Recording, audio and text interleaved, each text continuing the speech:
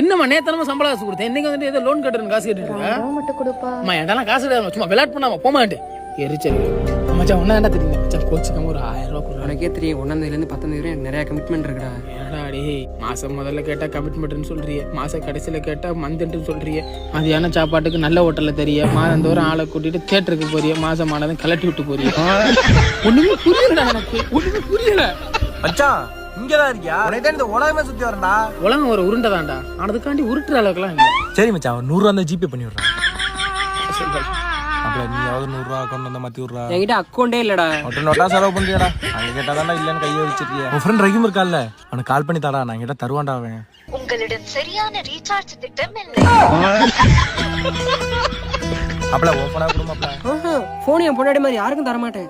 அப்ப சர்வீஸ் யார் பண்றா? ஒரு கேள்வி